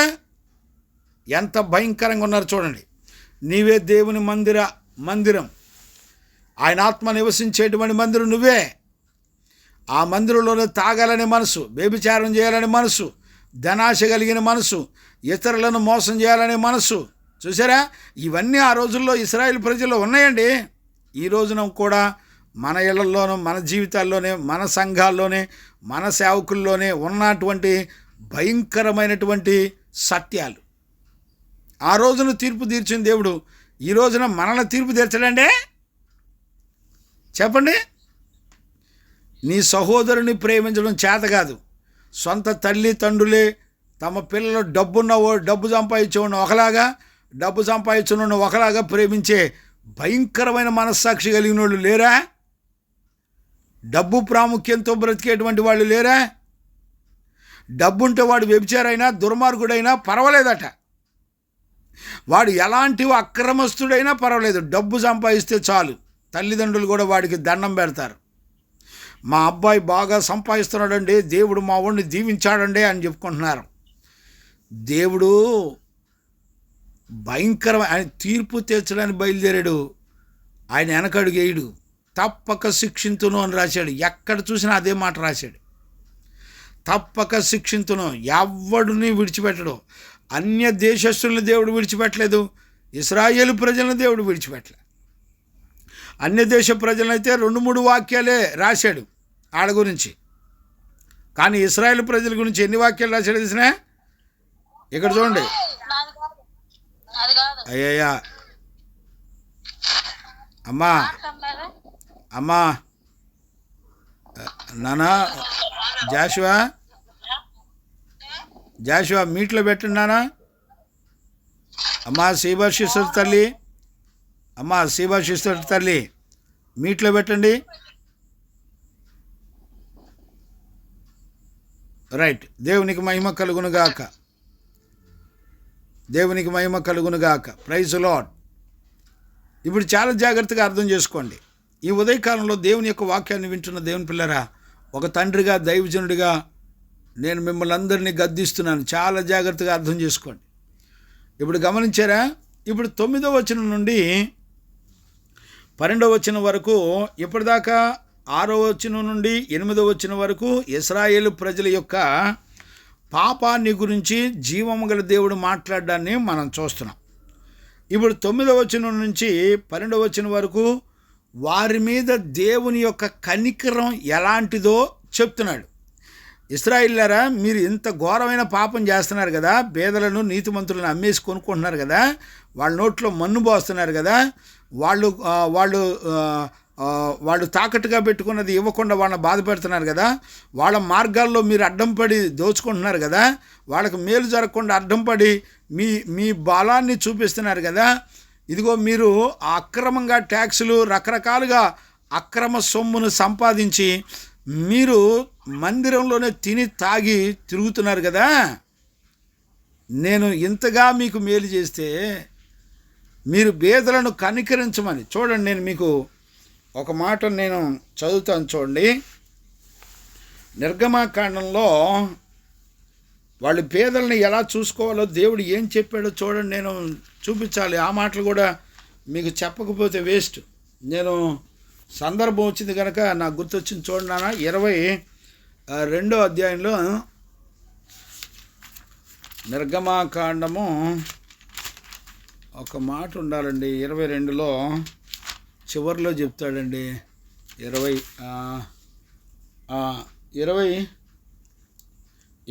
అధ్యాయము 25 నుంచి చదువుతాను చూడండి. నా ప్రజల్లో నీ యొద్ద నుండి ఒక వానికి సొమ్ము అప్పిచ్చిన ఎడల వడ్డీకిచ్చువాని వలె వాని ఎడల జరిగింపకూడదు, వానికి వడ్డీ కట్టకూడదు. చూడండి, ఇశ్రాయేలు ప్రజలకి దేవుడు చెప్తున్నాడు, బాబో మీరు వడ్డీకి ఇచ్చినట్టుగా పేదవాళ్ళకి వడ్డీలకి ఇవ్వకూడదు, పేదవాళ్ళ దగ్గర వడ్డీ కలెక్ట్ చేయకూడదు. ఎవరు చెప్తున్నాడు? దేవుని ప్రజలకి. ఈ రోజున సంఘంలో ధర్మ వడ్డీ ఇచ్చే సంఘ పిల్లలు ఎంతమంది ఉన్నారు? ధర్మ వడ్డీ అంట, 2 రూపాయల వడ్డీ, కనీసం 3 రూపాయల వడ్డీ. అండి, ఇవాళ డబ్బులు సంఘస్థుల్లోనే, సంఘాల్లో ఉన్న పిల్లలకి వడ్డీలు ఇచ్చేవాళ్ళు, వడ్డీలు వసూలు చేసి తిని తాగేవాళ్ళు ఎంతమంది లేరు చెప్పండి? ఆ రోజున ఇశ్రాయేలు ప్రజలకు జీవము గల దేవుడు ఏం చెప్పాడు? బాబు మీలో పేదవారిని కనికరించండి, పేదవారి దగ్గర వడ్డీలు తీసుకోమాకండి, వారి మీద కనికరపడి జాలి పడండి అని చెప్పాడు. 26 నీవెప్పుడైనా నీ పొరుగువాని వస్త్రములు కుదువ తీసుకుని ఎడల సూర్యుడు అస్తమించు వేళకు అది వానికి మరలా అప్పగింపుము. చూసారా? ఎవరి దగ్గరైనా వస్త్రాలు కనుక తాకట్టు పెట్టుకుంటే సాయంత్రం కల్లా పేదవాళ్ళ ఇవాళ వాళ్ళకి ఇచ్చేసేయండి అన్నాడు. 27వ వచనం, వాడు కప్పుకొనున్నది అది వాని దేహమునకు వస్త్రము, వాడు మరి ఏమి కప్పుకొని పండుకొనును, నేను దయగలవాడును, వాడు నాకు మొరపెట్టిన ఎడల నేను విందును. పరిశుద్ధులైన దేవుడు చెప్తున్నాడు, అయ్యా నేను దయగలిగిన దేవుడును, ఒకవేళ పేదవాడు గనక మొరపెడితే వాడి ఖచ్చితంగా వాడి ప్రార్థన ఆలకించి తీర్పు తీర్చే దేవుడును చెప్తున్నాడండి ప్రభు. ఏమంటే భయం ఉందండి? ఒక పేదల్ని ఎలా చూసుకోవాలో భయం ఉందండి? ఈ రోజున గుర్తుపట్టగలిగిన వాళ్ళు ఉన్నారా? ఇక్కడే 23వ అధ్యాయంలో కూడా చూడండి, నేను చదువుతాను చూడండి. మీకు చదివి చెప్పకపోతే అర్థం కాదు, అన్నీ చెప్పాల్సిందే. చూడండి, 23వ అధ్యాయంలో నిర్గమకాండ 23 మొదటి వచనం, లేని వార్తను పుట్టింపకూడదు, అన్యాయపు సాక్ష్యమును పలుకుటకై దుష్టునితో నీవు కలియకూడదు, దుష్కార్యము జరిగించుటకై సమూహమును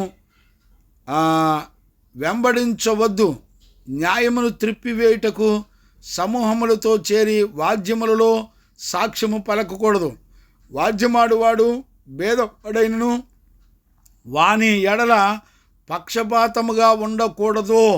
చూసారా ఏమండి, ఇవన్నీ దేవుడు చెప్పినవి కావండి, ఇవన్నీ ప్రభు చెప్పలేదా? ఇక్కడే 6వ వచనం కూడా చూడండి. దరిద్రుని వాద్యములో న్యాయము విడిచి తీర్పు తీర్చకూడదు, అబద్ధమునకు దూరముగా ఉండము, నిరపరాధి అయిన వాడిని అయినను నీతిమంతునైనను చంపకూడదు, నేను దుష్టుని నిర్దోషిగా ఎంచను. ఖచ్చితంగా చెప్తున్నాడు. ఏమండి, దరిద్రును వాళ్ళకి వాద్యంలో న్యాయము విడిచి తీర్పు తీర్చకూడదు. దరిద్రులు కదా, వాళ్ళకి డబ్బు లేదు కదా, వాళ్ళు పేదవాళ్ళు కదా అని వాళ్ళ మీద అక్రమమైన తీర్పులు తీర్చకూడదు. దేవుడు ఖచ్చితంగా చెప్తున్నాడు. గమనించారా? నీతిమంతులను చంపకూడదు. ఏమండి, నీ తప్పును ఖండించి బుద్ధి చెప్పిన పరిశుద్ధులను చంపకూడదు. గమనించారా? ఈ రోజుల్లో ఎవ్వరూ కూడా భయం లేదండి, బరి తెగించున్నారు అంతే. ఇప్పుడు నేను చదివిన కట్టడలన్నీ ఇశ్రాయేలు ప్రజలకు తెలియదండి. తెలిసినా కూడా వాళ్ళు చేసే పనులు ఏంటి చెప్పండి? చూడండి, ఇక్కడే ద్వితీయోపదేశకాండంలో కూడా 15వ అధ్యాయంలో ఒక మాట,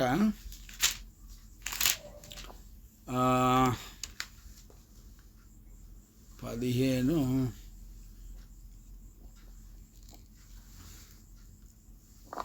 5వ వచనం చదువుతాను చూడండి. కావున నేడు నేను నీకు ఆజ్ఞాపించుచున్న ఈ ఆజ్ఞలన్నిటినీ అనుసరించి నడుచుకొనుటకు నీ దేవుడైన యెహోవా మాట విని జాగ్రత్తగా వినిన ఎడల మీలో పేదలు ఉండరు. ఏలయనగా నీ దేవుడైన యెహోవా నీతో చెప్పినట్లు నిన్ను ఆశీర్వదించుదును గనుక నీవు అనేక జనములకు అప్పిచ్చెదవు గాని అప్పు చేయవు, అనేక జనములను ఏలుదువు కానీ వారు నిన్ను ఏలరు. చూసారా? ఏమండి, అసలు పేదవాళ్ళు లేకుండా సంపూర్ణులుగా దేవుడే చేస్తానంటున్నాడు. ఆయన ఆదరిస్తానంటున్నాడు. 7వ వచనం కూడా చదువుతాను చూడండి. నీ దేవుడైన యెహోవా నీకిచ్చుచున్న దేశమందు నీ పురములలో ఎక్కడైనను నీ సహోదరులలో ఒక బేదవాడు ఉండిన ఎడల బేదవాడైన నీ సహోదరుని కరుణింపకుండా నీ హృదయమును కఠినపరుచుకొనకూడదు. చెవిగలవారు విందురుగాక. ఎవరండి పేదలు? దేవుని చిత్తం చేయడానికి సమస్తాన్ని విడిచిపెట్టి బతికే వాళ్ళే పేదలు. ఆత్మ సంబంధమైన పరిశుద్ధులు పేదలు. 12 మంది శిష్యుల్ని లూకా 6:20లో చెప్పినట్టుగా బేదలైన మీరు ధన్యులోని 12 మంది శిష్యుల్ని అన్నాడు. ఏమండి, అన్నీ విడిచిపెట్టి దేవుని చిత్తం చేయడానికి బతికే జావకులు నీ కళ్ళకు కనపడతలే? నీతిమంతులు కనపడతలే? పేదలకు సహాయం చేయడం తెలియదండి నీకు? అందుకని దేవుడు అంటున్నాడు, నీ సహోదరులలో ఒకడు బేదవాడై ఉండిన ఎడలా. ఎవరంటే వీళ్ళంతా పేదలు? ఎవరు? నీ సహోదరులు. ఈ రోజున ఎవరెవరిని మోసం చేస్తున్నారు? ఎవరెవరు మోసం చేస్తున్నారండి? నమ్మించి తన సొంత సహోదరుల్ని పేదవాళ్ళని మోసం చేసేవాడు. డబ్బున్నవాడే కావాలండి మనిషికి. వీళ్ళు ఎవరైనా సరే చూడండి, ధర్మశాస్త్రం వద్దు. ఏమండి, ధర్మశాస్త్రంలో పేదలను జాగ్రత్తగా కనికరించమని రాయలేదండి దేవుడు? మరి ఇశ్రాయేలు ప్రజలకు ధర్మశాస్త్రం తెలుసుగా. ధర్మశాస్త్రం తెలిసినప్పటికీ ఇశ్రాయేలు ప్రజలు ఎందుకు వాళ్ళు ఈ విధంగా బ్రతుకుతున్నారు? చూసారా? 7 రకాల పాపాలను దేవుడు చెప్పాడు. ఏంటి? నీతిమంతులను అమ్మేయటం, పేదవాళ్ళను చెప్పుల కోసం అమ్మేయటం, ఏమండి, దరిద్రుల నోట మన్ను వేయటం, ఏమండి, దీనుల త్రోవలకు అడ్డుపడడం, ఏమండి, ఆ తండ్రి కుమారుడు కలిసి ఒకే స్త్రీని కూడుకోవడం, తాకట్టుగా ఉంచినటువంటి పంచిపెట్టుకోవడం, ఏమండి, జుల్మాన సొమ్ముతో ద్రాక్షరసం తాగటం. 7 రకాల పాపాలు ఇశ్రాయేలు ప్రజలు చేశారండి. గమనించారా? గుర్తుపట్టగలుగుతున్నారండి?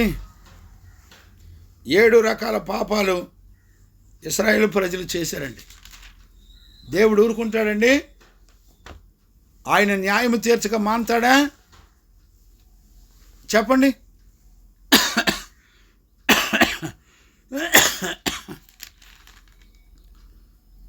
దేవునికి మహిమ కలుగునుగాక. Praise the Lord. చూడండి నాన్న, 9వ వచనం చదువుతున్నాను చూడండి. 9 నుంచి 12 వరకు ఇశ్రాయేలు ప్రజలు వాళ్ళ మీద దేవుని కనికరం ఎలాగుందో చెప్తున్నాడు. ఆయన ఇచ్చిన కృప ఎలాగుందో చెప్తున్నాడు.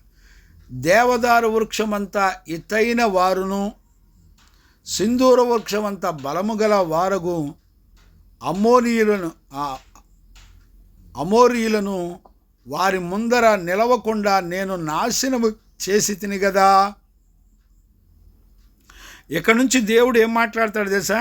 నేను నేను నేను అని మాట్లాడతాడు. అంటే ఇక్కడ చూడండి, ఇశ్రాయేలు ప్రజల నివాసం ఉండే అమోరీయులు ఎలాంటి వాళ్ళు చెప్తున్నాడు. ఏమని పోల్చంటే, దేవదారు వృక్షం అంత ఎత్తు. అంటే వాళ్ళు అమోరీయులు ఎంత హైట్ ఉంటారు తెలిసిన? దేవదారు చెట్లతో పోల్చాడు. దేవదారు చెట్లు చాలా హైట్ మొలుస్తాయండి. అంటే వీళ్ళంతా కూడా అమోరీయులు ఎలాంటి వాళ్ళు అంటే బాగా హైట్ ఉంటారంట, బాగా హైట్ ఉంటారు. సింధూర వృక్షం అంత బలము గల, అంటే వాళ్ళు ఎట్లుంటారంటే, సింధూర వృక్షం కొంచెం పొట్టిగా ఉంటుంది, చాలా బలంగా ఉంటుంది, బాగా చాలా స్ట్రాంగ్ అనమాట ఆ చెట్టుతో పోల్చాడండి. అంటే ఇశ్రాయేలీలు ఇప్పుడు నివాసం ఉంటున్న ప్రదేశం ఎవరిది? బాగా హైట్ ఉండి బలవంతులు అంట వాళ్ళు.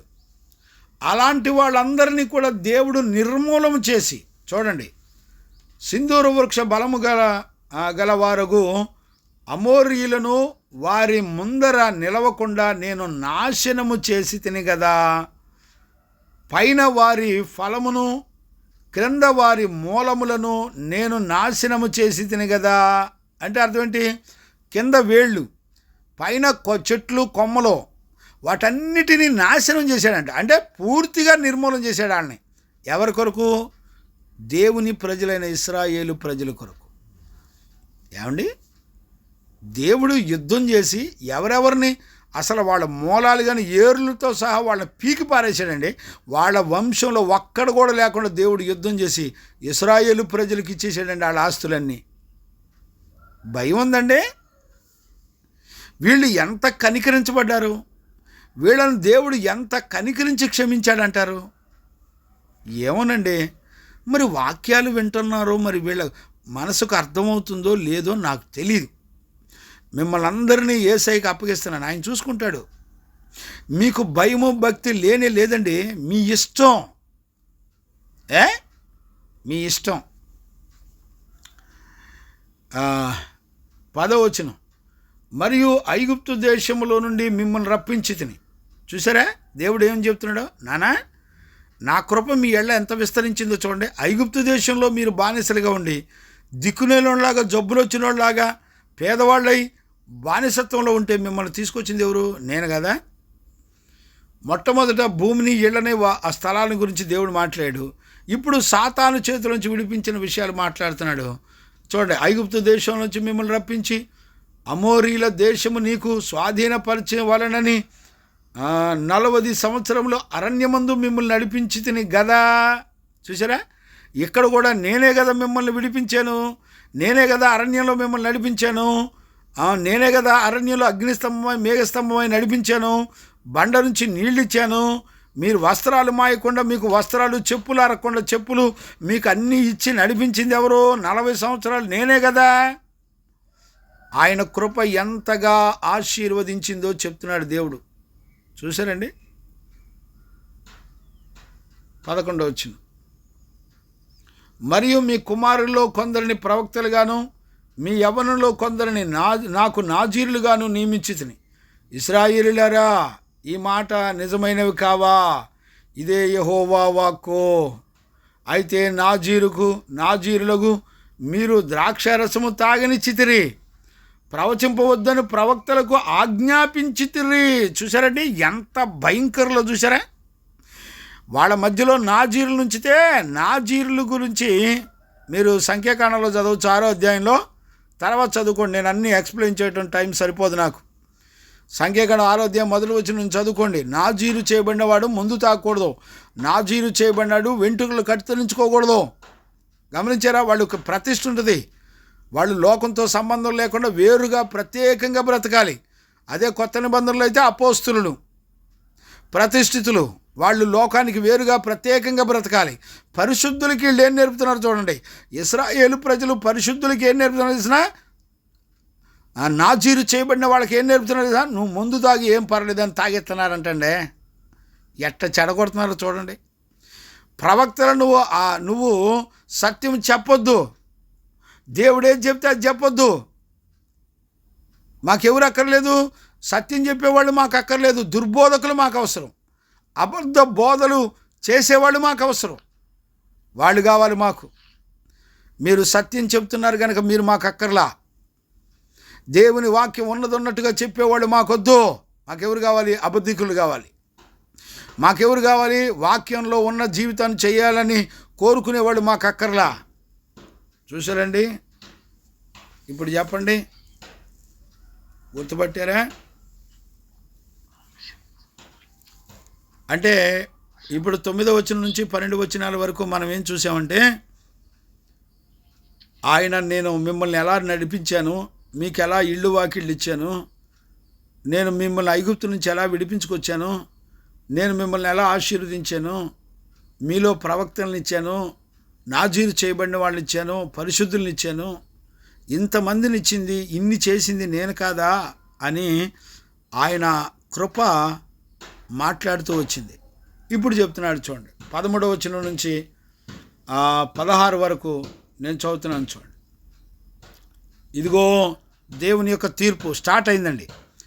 13వ వచనం నుంచి 16 వచనం వరకు దేవుని యొక్క తీర్పు. నేను చెప్పాను కదా, మొదట సిన్ గురించి చెప్పాడు, రెండవది గ్రేస్ తన కృపను గురించి చెప్పాడు, మూడవది పనిష్మెంట్ గురించి దేవుడు మాట్లాడుతున్నాడు, ఆయన తీర్పును గురించి దేవుడు మాట్లాడుతున్నాడు. ఇప్పుడు 13వ వచనం నుంచి, నా టైం అయిపోతుంది, టకటక చదువుతాను చూడండి. ఇదిగో పంట చేని మోపులు నిండు బండి నేలకు అణగద్రొక్కున్నట్లు నేను మిమ్మల్ని అనగద్రొక్కేదను. అర్థమైందండి? మళ్ళీ చదువుతాను చూడండి. ఇదిగో పంట చేని మోపుల నిండు బండి నేలను అనగద్రొక్కున్నట్లు నేను మిమ్మల్ని అనగద్రొక్కేదను. ఇప్పుడు చూడండి, పంటలు బాగా పండినాయి అనుకోండి, బండి నిండా పంట అంతా కూడా కట్టుకొని వెళ్ళేటప్పుడు ఆ బరువుకి నేల కుంగిపోదు చూసారా? అలా కొంగ చేస్తాడంటే దేవుడు ఎవరిని? ఇశ్రాయేలు ప్రజల్ని. అలా కొంగ చేయుదును, అలా అనగదొరుకుతాను. 14వ వచనం, అప్పుడు అతివేగముగా వాడు తప్పించుకొన జాలకపోవును. అప్పుడు అతివేగియగువాడు తప్పించుకొన జాలకపోవును. ఇప్పుడు అలా అణగదొక్కేటప్పుడు ఒకడికి టాలెంట్ ఉంటుంది. ఏం టాలెంట్? బాగా వేగంగా పరిగెత్తాడు, అంటే ఆడు తప్పించుకోవడానికి పరిగెత్తాడు. ఆడు తప్పించుకోవడానికి వీలు లేకుండా తొక్కేస్తాడు దేవుడు. గమనించారండి? ఒక్కొక్కడికి ఒక్కొక్క టాలెంట్ ఉంటుంది. నేను బాగా పరిగెత్తగలను, నేను బాగా చదవగలను, నాకు వాక్యం బాగా తెలుసు, నేను పెద్ద రింగులేటర్ని, నేను రెవరెండ్ని, బిషప్ని, డాక్టర్ని, నేను ఎవరో తెలిసిన టచ్ అంటే లెగుతారు, బొచ్చి అంటే కింద పడతారు. ఇది ఈ బ్యాచ్. ఏం చెప్తామండి? మన బతుకులన్నీ రాశాడండి జీవగ్రంథంలో. ఆ రోజున ఇశ్రాయేలు ప్రజల మధ్యలో జరిగినటువంటి భయంకరమైన పరిస్థితులు దేవుడు ఈ రోజుల్లో కూడా ఎగ్జాక్ట్లీ సేమ్ అలానే జరుగుతున్నాయి. ఒక్కొక్కడు వారు తన సొంత టాలెంట్ నమ్ముకుంటారు. నాకు వాక్యం బాగా చెప్పడం వచ్చు, నాకు ప్రవచించడం వచ్చు, నాకు టాలెంట్ ఉన్నాయి. అక్కడ దేవుని తీర్పు స్టార్ట్ అయిన తర్వాత నీ టాలెంట్లు ఏం పనికిరావు నానా. నీ ఇంజనీరింగ్లు, నీ చదువులు, నీ డిగ్రీలు, నీ కోట్ల ఆస్తి, నీ అందం, నీ చందం దేవుని తీర్పు ముందర పనికి రావు. ఒళ్ళు దగ్గర పెట్టుకో, ఏమీ పనికిరావు. ఎట్టాంటోడైనా సరే దేవుడు ఖచ్చితంగా తీర్పు తీరుస్తాడు, అణగదొక్కేస్తాడు. ఆ పరాక్రమశాలి తన బలమును బట్టి ధైర్యము తెచ్చుకొనక జాలకపోవును. చూసారా?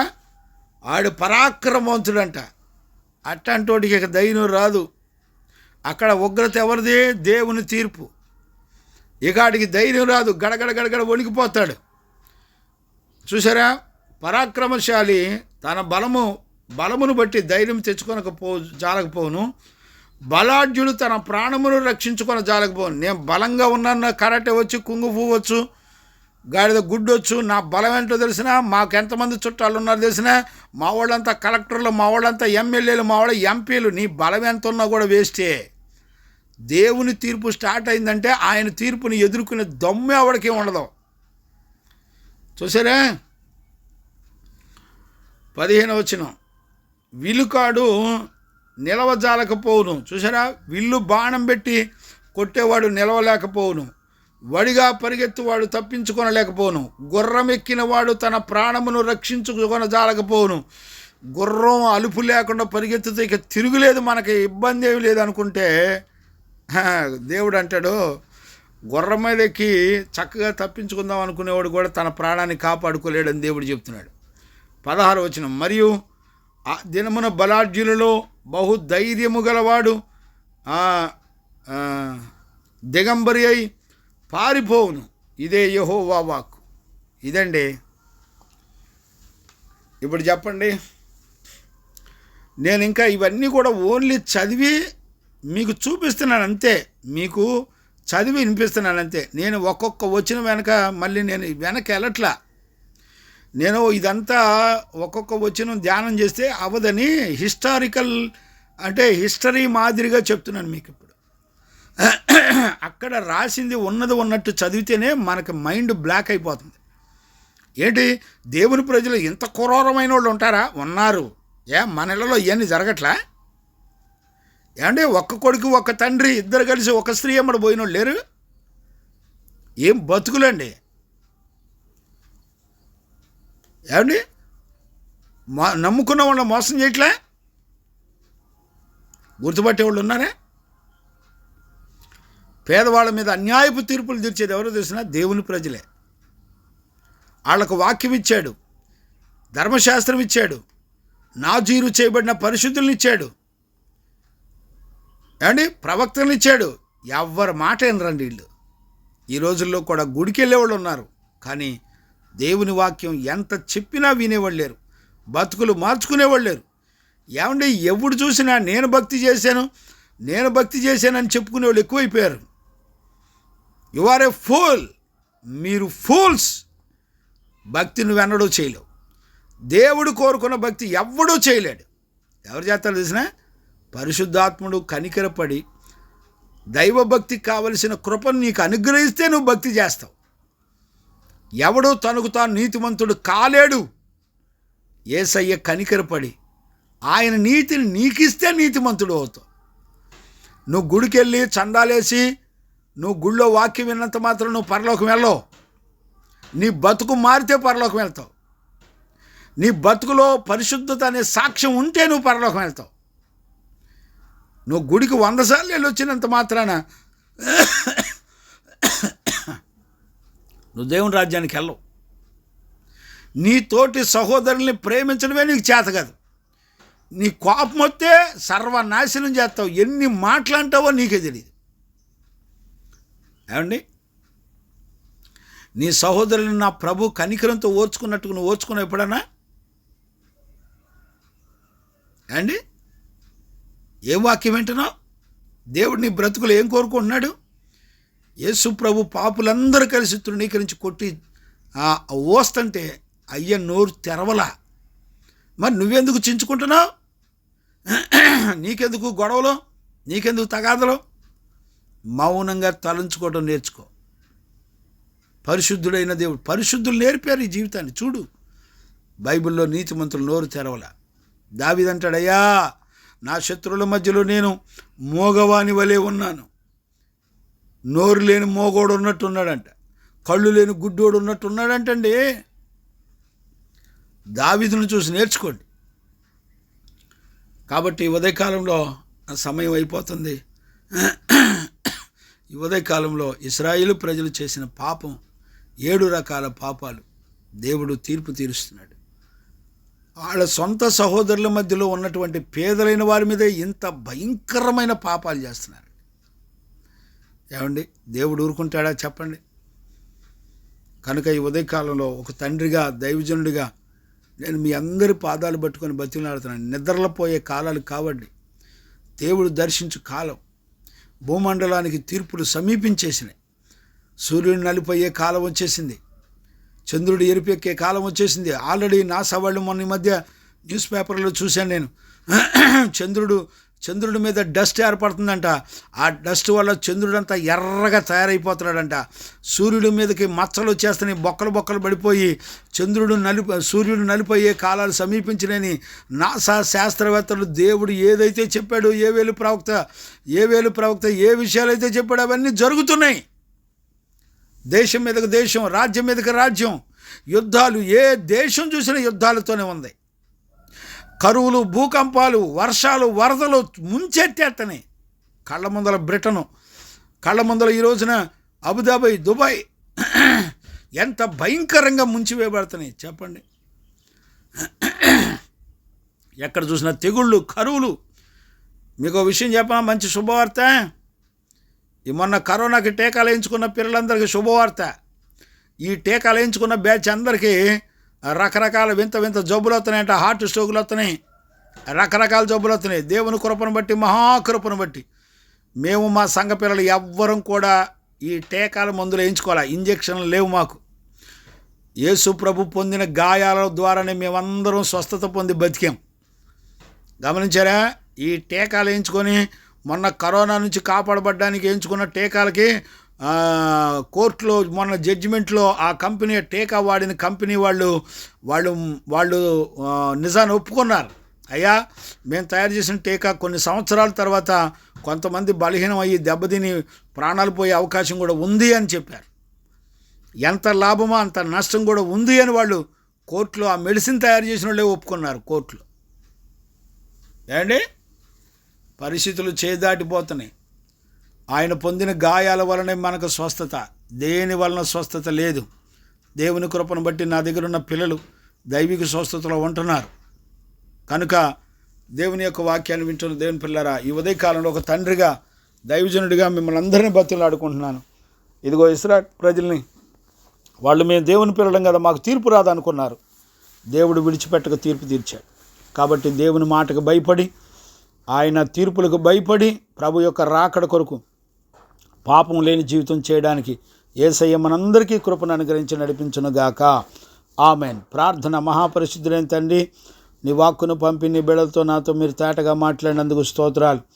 నాయనా, నీ తీర్పులు ఎంత న్యాయమైనవో తేటగా మా కళ్ళ ముందల మాకు మా పితరుల మధ్యలో జరిగినటువంటి తీర్పులను గురించి మాతో మాట్లాడారు. 8వ శతాబ్దంలో ఆమోసు ప్రవక్త ద్వారా మీరు దర్శించి ఇశ్రాయేలు ప్రజల యొక్క పాపమును మీరు తీర్పు తీర్చారు. ఈ రోజున మా బ్రతుకుల్లో కూడా అవే తీర్పులు నాయన, అవే బ్రతుకులు మాలో కూడా ఉన్నాయి. అలాంటి శాపగ్రస్తమైనటువంటి తీర్పులోంచి అయా ప్రవక్తలు, దైవజనులు, నాజీరు చేయబడిన పరిశుద్ధులు గద్దించినప్పుడు మేము వారి మాటకు లోబడి అప్పగించుకోవడానికి కృప దయచేయండి. పరిశుద్ధ జీవితం చేయడానికి కృప దయచేయండి. నీ దయను మాపై ఉంచినందుకు స్తోత్రాలు చెల్లిస్తూ యేసయ్య నిన్ను అడిగి పొందినాం తండ్రి. ఆమెన్. ప్రార్థన ఆలకించి కృపను అనుగ్రహించి అడిగినవన్నీ మన జీవితంలో జరిగించి విశ్వాసము ద్వారా జయమించిన యేసయ్యకు స్తోత్రము చేయుదుమో. స్తోత్రం స్తోత్రం స్తోత్రం స్తోత్రం స్తోత్రం. తండ్రి, కుమార, పరిశుద్ధాత్మ దేవునికి స్తోత్రము చేయుదుమో. స్తోత్రం స్తోత్రం స్తోత్రం స్తోత్రం స్తోత్రం. ఆమెన్. మన తండ్రి అయిన దేవుని నుండి, మన ప్రభు అయిన యేసుక్రీస్తు నుండి, పరిశుద్ధాత్మని యొక్క అన్యోన్య సహవాసము, సన్నిధి, సమాధానం విశ్వసించిన బిడ్డలకును సకల పరిశుద్ధులకును యేసయ్య కృపా సమాధానములు మనందరికీ తోడయుండి నడిపించునుగాక. ఆమెన్. ఆమెన్.